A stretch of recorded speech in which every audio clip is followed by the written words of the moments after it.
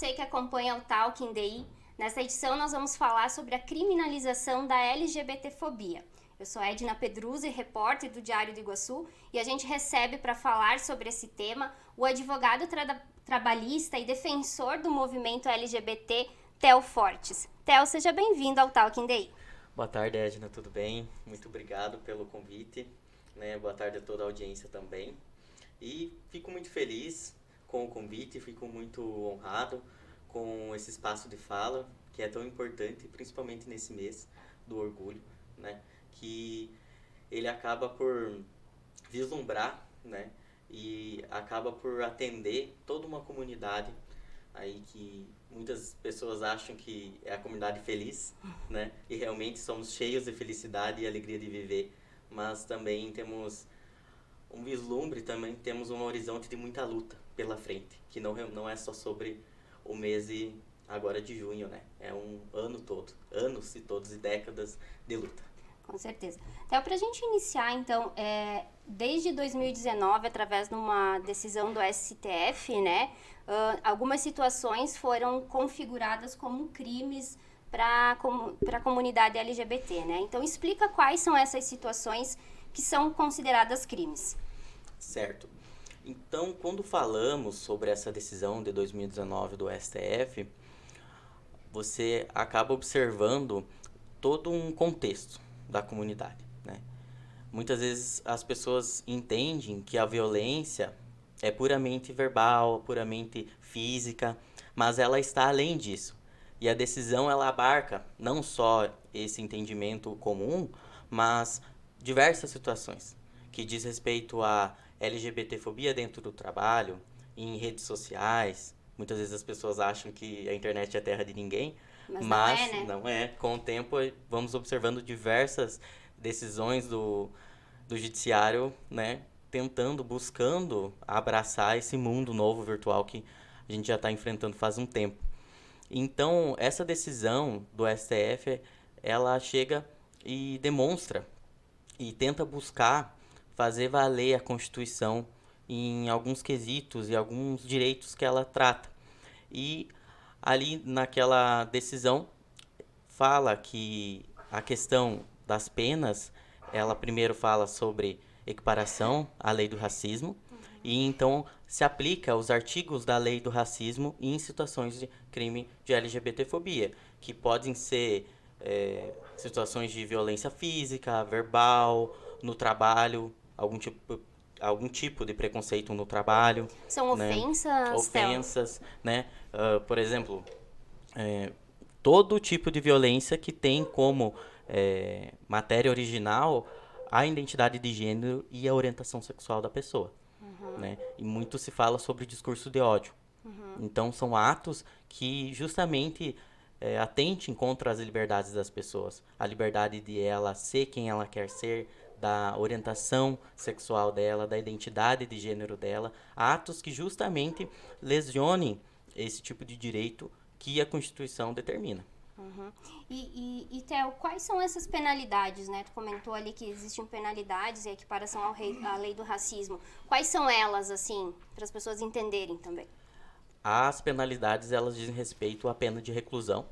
Então, dependendo do artigo, né?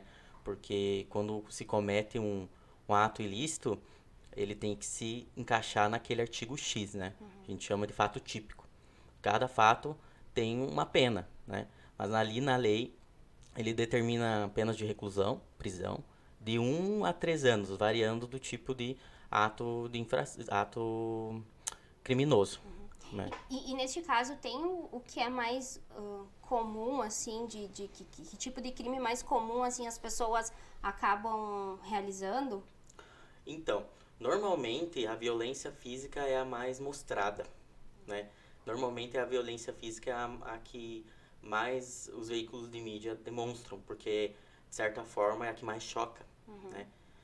Então, a gente tem casos no Brasil, desde pessoas sofrendo LGBTfobia dentro do trabalho, que são o quê? Você debochar, você desrespeitar a orientação do seu colega de trabalho, porque ele é um homem gay, ou porque é uma pessoa trans, você não respeitar o nome social de uma pessoa trans, dentro do ambiente de trabalho é caracterizado como LGBTfobia, né? E até casos horríveis de travestis sendo queimadas vivas, né? Lá no Nordeste, que aconteceu alguns meses atrás. Então, você observa que a violência ela vem de todos os lados, de todas as formas. E muitas vezes a violência ela não é só a física, não é só a verbal, ela também é o não respeitar, o não deixar que essa pessoa exista da forma como ela se sente bem, se sente feliz e como ela realmente é.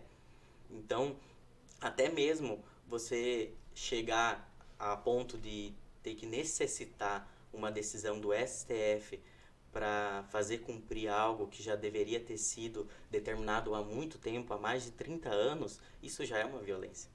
Porque aqui a gente fala não sobre o direito de não... o direito de ir e vir, a liberdade, ou algo tipo. A gente fala principalmente, é sobre tudo isso. Mas o que eu observo é que estamos falando sobre o direito de existir, sobre si mesmo.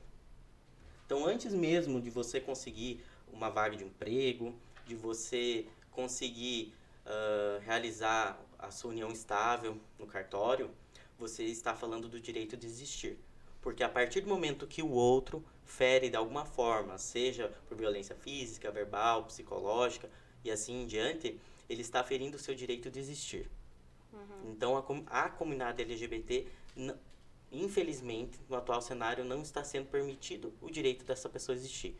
E nisso vem o direito à liberdade, o direito de você se relacionar com quem você quer se relacionar independentemente do gênero da outra pessoa, o direito da sua personalidade civil, tá ali no Código Civil, que é o direito de você ser quem você é, o direito do seu nome, né? Então é justamente sobre o que é essa decisão e sobre o que a LGBTfobia representa. Né? E a comunidade LGBT, digamos, sofreu um tipo de violência. Para quem eles precisam procuram um advogado, vai direto na delegacia, como é que é esse trâmite, assim, até para as pessoas que passam por isso entenderem que é um tipo de violência e tem que denunciar, né? Sim. Para que canal que vai? Você pode fazer um boletim de ocorrência na delegacia e sempre observar que quando for feito o boletim de ocorrência, observar se o escrivão, enfim, quem estiver fazendo o boletim, coloca a situação da homofobia, da transfobia, da LGBTfobia. Se ali no BO não é um simples no sentido de Sim. não de fazer com que aquela situação seja menor, mas que conste isso no BO. Que conste a situação de LGBTfobia. Porque aí você encara outra coisa. A questão jurídica é de outra forma. Porque a partir do momento em que o STF chega e determina que vai ser utilizada a lei do racismo em racismo em caso de LGBTfobia, você está falando de de um crime que não prescreve. Um crime que não tem fiança. Né? Então você encara de outra forma. E até nessa própria decisão, nessa ADO 26 do STF, o STF também entendeu que em caso de homicídio doloso, se tem a situação da LGBTfobia, se torna uma qualificadora como motivo torpe, ou seja, aumenta a pena. Entende? Então não é só um homicídio doloso, é um homicídio motivado pela LGBTfobia. E você observa um Brasil em que tem levantamentos e pesquisas em que as mortes são sempre violentas. Sim. Em 2020, o Grupo Gay da Bahia, o GGB, um dos grupos muito importantes aqui no Brasil em favor da luta da comunidade LGBTQIA+, em que ele há muitos anos faz esse tipo de pesquisa sobre os dados violentos, você observa um Brasil em que tem 300 crimes violentos, 300 mortes, assassinatos violentos da comunidade LGBTQIA+. Então, você observa que nunca é uma morte por si só. Sim. Requintes de crueldade sempre estão presentes. Desmembramento, né? Você, por exemplo, teve um caso de uma travesti que o criminoso, ele, né, assassinou ela e retirou o coração dela. Sobre a de motivos, assim, religiosos, né? E é até importante que a própria decisão do STF delimita que questões religiosas não eximem as pessoas de cometer crimes LGBTfóbicos. Né? E esse é um dos desafios, talvez, Theo, esse respeito, né? Tu falaste isso no início, né? Um dos grandes desafios é justamente isso. Você tem uma decisão do STF que chega e fala, olha, você cometer um preconceito, um crime LGBTfóbico com o intuito de perdurar um discurso de ódio contra uma pessoa simples e puramente porque a orientação sexual dela ou a identidade de gênero não é o padrão, você vê que falhamos como sociedade. Sim. Então, é um desafio enorme, porque o direito a você, a sua identidade, a sua orientação sexual, ela vem desde 1988 com a Constituição. Então, você precisou de 3 décadas para que isso fosse observado pela Corte maior em jurisdição do Brasil, sabe? Então, você observa que demos vários passos, muitos passos. A gente tem aqui decretos a nível federal em favor do nome social, você tem portarias no SUS que buscam a efetividade do direito à saúde da comunidade LGBTQIA+. Mas você observa que os passos geralmente são dados já na justiça. Ou seja, nada antes, né? Exatamente, ou seja, são passos, são desafios, são lutas que são observados pela justiça, ou seja, aquele direito já foi lesado. Alguém já sofreu. Alguém já sofreu. Porque quando chega no... Olha, é rara a pessoa que entra na justiça por alguma causa para garantir ou resguardar algo que ela já tem. Então, geralmente, você observa casos em que o direito já foi lesado. A pessoa já sofreu uma violência. A pessoa já teve algum direito que não foi respeitado. Então, isso é grave também, sabe? E você observa que os desafios que nós temos, eles são enormes a nível do Brasil. Porque nós moramos em um país em que, pela 4ª vez consecutiva, é o país que mais mata pessoas LGBTQIA+. E você coloca num contexto global em que tem mais de 60 países em que ser LGBT é crime. Então, olha a gravidade da situação, né? Mas eu acredito que, muito com a questão de disseminar conhecimento, quanto mais ocuparmos locais, termos falas em favor a nós mesmos e sermos vistos, respeitados, porque é uma luta que vai perdurar por muito tempo. É uma luta diária, você acorda todos os dias, muitas vezes se questionando, será que em tal lugar eu vou sofrer alguma violência, né? Ou como eu vou reagir. Isso. Será que aqui eu posso fazer isso? Lá eu não posso fazer isso? Será que hoje, se eu entrar nesse banheiro público, alguém vai restringir o meu direito de utilizá-lo por uma questão de LGBTfobia? Então, são desafios diários, muito grandes de toda uma comunidade, mas eu observo que também demos bons passos. E quais seriam esses bons passos? Tá. Primeiro, a gente observa a própria Constituição, né? A nossa Constituição não tem o nome de Constituição Cidadã por acaso, né?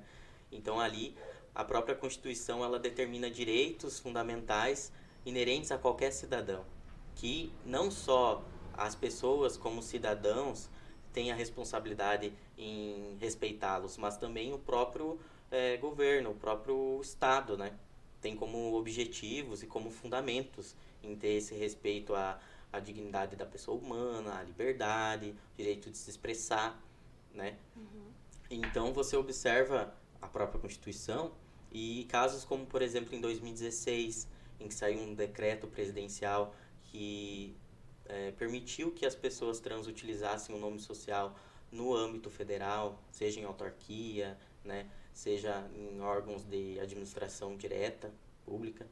Você tem, em 2008, a equiparação da união de pessoas homoafetivas com a união de pessoas homoafetivas, Então, desse direito você vislumbra outras coisas, como direito à pensão por morte, a herança e assim por diante.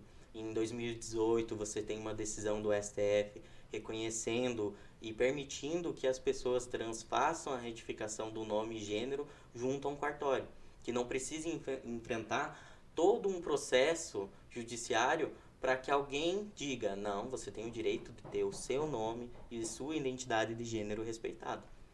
Então você observa ao longo do tempo bons avanços, que antes você não tinha, né? Principalmente pensando há décadas atrás, principalmente em que pessoas LGBTQIA+, eram perseguidas pela própria polícia, né?